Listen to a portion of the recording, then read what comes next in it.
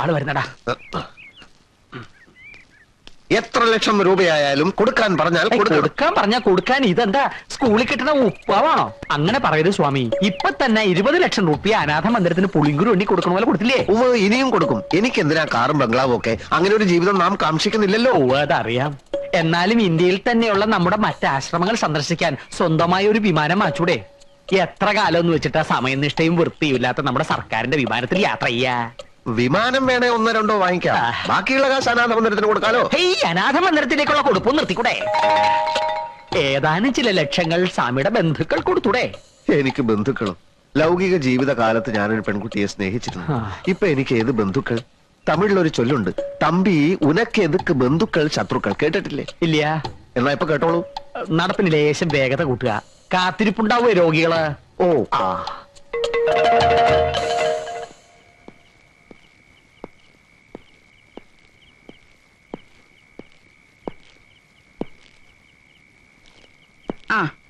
എന്റെ ഉണ്ണിയെ എന്തു പണിയാ നീ കാണിച്ചത്?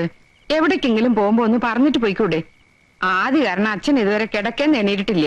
എങ്ങോട്ടാണ് പോകുന്നതെന്ന് എനിക്ക് തന്നെ നിശ്ചയില്ലായിരുന്നോണ്ടാ പറയാതിരുന്നത്. ചെന്നെത്തിയത് പയ്യന്നൂരാ. കൂടെ പഠിച്ചിരുന്ന അബ്ദുൽ അസീസ് അവിടെ ഒരു ക്ലിനിക്ക് നടത്തുന്നുണ്ടെന്ന് അറിയായിരുന്നു. ഞാൻ കൂടെ നിൽക്കട്ടെ എന്ന് ചോദിച്ചു. അവൻ സമ്മതിച്ചു. വിവരം ഇവിടെ വന്ന് പറഞ്ഞിട്ട് പോകാന്ന് കരുതി.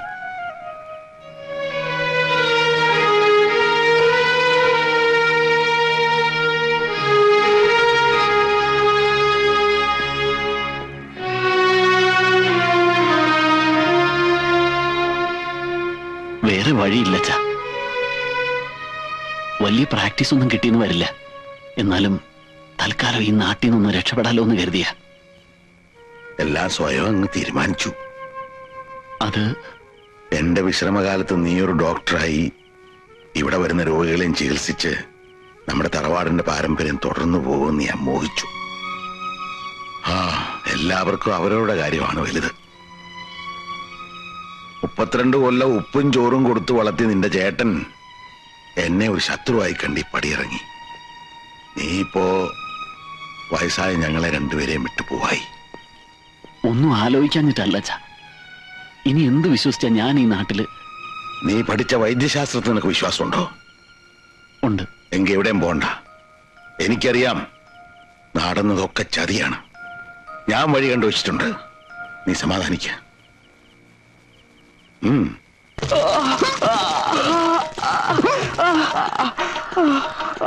ഇപ്പൊ എങ്ങനെയുണ്ട്? അത് വെറും തോന്നലാണ്. ഈ ധൂമ ചികിത്സ ഞങ്ങളുടെ സിദ്ധവൈദ്യത്തിലെ ഒരു പ്രധാന ഇനമാണ്. നിങ്ങളുടെ തലവേദനയുടെ അവസാനത്തെ ദിവസമാണെന്ന് പരമാനന്ദ ഗുരുവെ ധ്യാനിച്ച് വിശ്രമിച്ചോളൂ. പൊയ്ക്കോളൂ. അടുത്ത ആള് വരിക.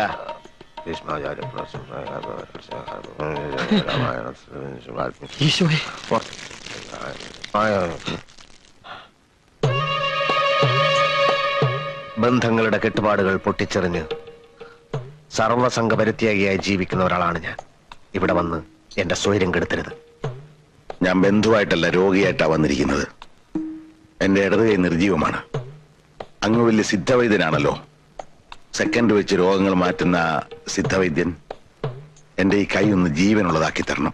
ഇടഞ്ഞു നിൽക്കുകയായിരുന്നെങ്കിലും ഒടുക്കം വൈദ്യർക്കൊരു രോഗം വന്നപ്പോ സ്വാമിയുടെ അടുത്ത് തന്നെ വരേണ്ടി വന്നല്ലോ. അതാ ദൈവത്തിന്റെ കളി. കൈ കുഴഞ്ഞുപോയ ഒരു രോഗിയെ കണ്ടാൽ എനിക്ക് മനസ്സിലാവും പരീക്ഷണത്തിനാണ് വന്നതെങ്കിൽ അത് വേണ്ട. സ്വന്തം കൂടപ്പിറപ്പിന്റെ കഞ്ഞികൂടി മുട്ടിച്ച് നിന്നെ ഒരു പാഠം പഠിപ്പിക്കാൻ തന്നെ വന്നതെന്ന് കൂട്ടിക്കോ. ഓഹോ, അപ്പൊ അതൊക്കെയാണ് രോഗത്തിന്റെ ലക്ഷണങ്ങൾ. നമുക്കിത് നിഷ്പ്രയാസം മാറ്റിക്കളയാം. ആദ്യം എന്റെ ഗുരുവിനെ വന്ദിക്കണം, പിന്നെ എന്നിൽ വിശ്വാസം അർപ്പിക്കണം. എനിക്ക് പൂർണ്ണ വിശ്വാസമാണ്. എങ്കിൽ മിനിറ്റുകൾക്കകം ഈ കൈ വീശി വീശി നിങ്ങൾ ഇവിടുന്ന് തിരിച്ചു പോകും.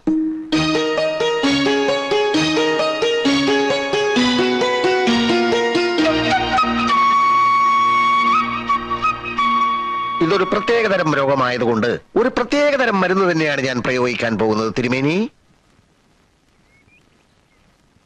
എന്ത് മരുന്നാണാവോ? താങ്കളുടെ അറിവിൽപ്പെടാത്ത എത്രയോ പച്ചമരുന്നുകൾ നമ്മുടെ സഹ്യാദ്രി സാനുക്കളിൽ ഇല്ല എന്നുണ്ടോ? ബ്രഹ്മർഷി പരമാനന്ദ ഗുരുവെ മനസ്സിൽ ധ്യാനിച്ചുകൊണ്ട് കാള കാടി കുടിക്കണ മാതിരി ഒറ്റ വലിക്ക് അങ്ങോട്ട് കുടിച്ചോളൂ. ഇതെന്താണെന്ന് പറഞ്ഞില്ല. അതൊരു രോഗി അറിയേണ്ട കാര്യമല്ല. വിശ്വാസമാണ് പ്രധാനം. പിന്നെ താങ്കൾ ഒരു വൈദ്യൻ കൂടി ആയതുകൊണ്ട് ഞാൻ സത്യം പറയാം. ഇത് ഉമ്മത്തിൻ കായ അരച്ചു കലക്കിയതാണ്. എടാ ദ്രോഹി, ഇരിക്കാനാ പറഞ്ഞത്. ഇവിടെ എന്റെ നിയമമാണ്. മരുന്ന് കുടിക്കൂ. ഉമ്മത്തുംകായ അരച്ച് കലക്കി കുടിച്ചാൽ ചത്തുപോകുന്ന ആർക്കാണ് അറിഞ്ഞുകൂടാത്തത്? ഉമ്മത്തിൻകായ വിഷമാണെന്ന് എല്ലാവർക്കും അറിയൂ. പക്ഷെ ഈ പ്രത്യേക വാതരോഗത്തിന് ഉമ്മത്തിൻകായ ഔഷധത്തിന്റെ ഫലം ചെയ്യുമെന്ന് പലർക്കും അറിയില്ല. ഓഹോ, എന്നാ തിരുമേനി ഇതിന്നൊരു കവളം കൊണ്ട് കുടിക്കുക. എന്നിട്ട് ഞാൻ കുടിച്ചോളാം. വാതരോഗം ഇല്ലാത്തയാൾ ഇത് കുടിച്ചാൽ അപ്പ തട്ടിപ്പോകും. താങ്കൾക്ക് വാതരോഗമുണ്ടല്ലോ, അതുകൊണ്ട് ധൈര്യമായി കുടിച്ചോളൂ. കഴിക്കൂ.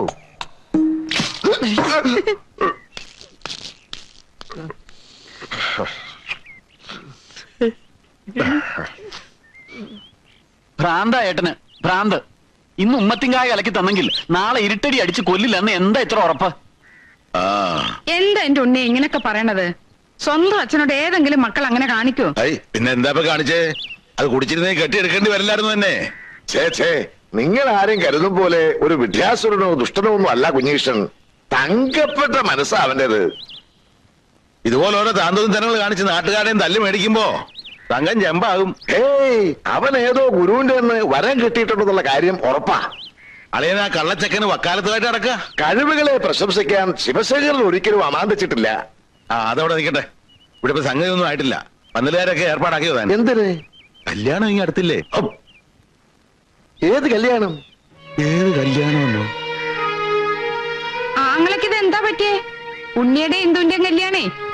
ഓ, കല്യാണം കല്യാണം മംഗളസുഭേ വക്ഷസ്ഥലേ കൗസ്തുഭം ധർമ്മ സംസ്ഥാപനാർത്ഥായ സംഭവാമി യുഗേ യുഗേ. അമ്മാവാ, ഓടാ ആങ്ങളെ. ഓടി. ശിവശങ്കര, പോടും.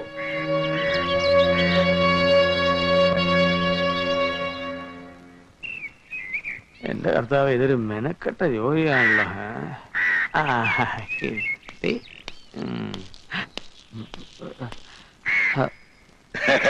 നേരത്തെ തന്നെ ചോദിക്കണമെന്നുണ്ടായിരുന്നു. നമ്മൾ തമ്മിൽ ഇതിനുമുമ്പ് കണ്ടിട്ടുണ്ടോ? നല്ല മുഖരിഞ്ഞ് തോന്നുന്നു. എന്റെ അപ്പൻ നമ്പൂതിരി ഒരു സ്ത്രീലമ്പടനായിരുന്നു. ചിലപ്പോ അദ്ദേഹം താങ്കളുടെ ആ വഴിക്കൊക്കെ വന്നിട്ടാവണം. എനിക്കും അപ്പനും ഒരേ ഛായ. ചാക്കോ, ഏത് ആ മുറിയുടെ മൂലയിലുണ്ടായിരുന്ന ചാക്കോ? അതിൽ തുളസിയിലായിട്ട് വെച്ചിരിക്കുക. അതെ, ആ ചാക്കോ തന്നെ. ആ സ്വാമി, ഒരു മഹാരോഗി നേരം തെറ്റി കാണാൻ വന്നിരിക്കണു. അയാളോട് പരിശോധന സമയത്ത് വരാൻ പറയൂ. കുഞ്ഞീഷ, കഴിഞ്ഞതൊക്കെ മറക്കണം. ഒന്നുമില്ലേലും ഞാൻ നിന്റെ അമ്മാവനല്ലേ? സർവസംഘപരിത്യാഗിയായ നമുക്ക് അമ്മാവനില്ല, അമ്മായിയില്ല, അമ്മയില്ല, അച്ഛനില്ല. ഒടുവിൽ പറഞ്ഞത് ശരിക്കും സത്യമാണോ സ്വാമി?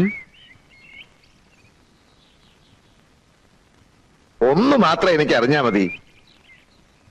നിനക്ക് ഇപ്പോഴും ഇന്ദുവിനെ ഇഷ്ടല്ലേ? ഹേയ്, വന്ന കാര്യം വളച്ചു കെട്ടില്ലാണ്ട് പറഞ്ഞു തൊലയ്ക്ക് മനുഷ്യ. ഇന്ദുവിനെ നീ കല്യാണം കഴിക്കണം കുഞ്ഞീഷ. എനിക്കതിനുള്ള യോഗ്യതയുണ്ടോ? ഉണ്ട് കുഞ്ഞീഷ, നിനക്കേ അതിനുള്ള യോഗ്യതയുള്ളൂ. എന്റെ അനുജൻ ഉണ്ണികൃഷ്ണന് എന്നാണ് ആ യോഗ്യത നഷ്ടപ്പെട്ടത്? എന്തിനാ കുഞ്ഞീഷ എഴുതാപ്പുറം വായിക്കണത്? ആ കഥ കഴിഞ്ഞു എന്ന് വിചാരിച്ചോളൂ. വിചാരിക്കാൻ ബുദ്ധിമുട്ടുണ്ട്.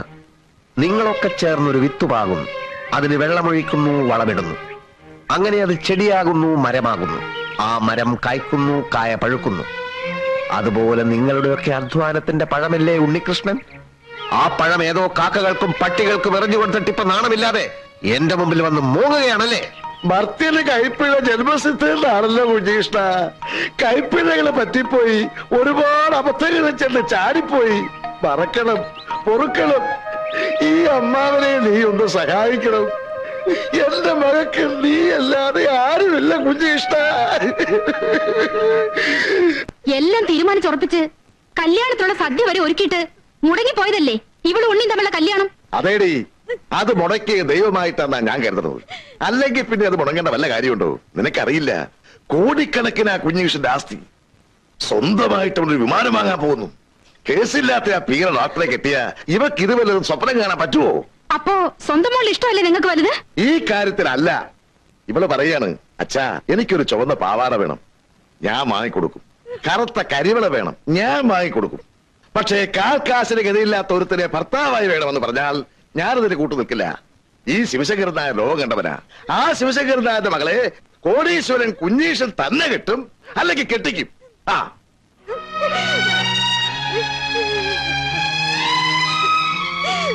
മോള് വിഷമിക്കാതെ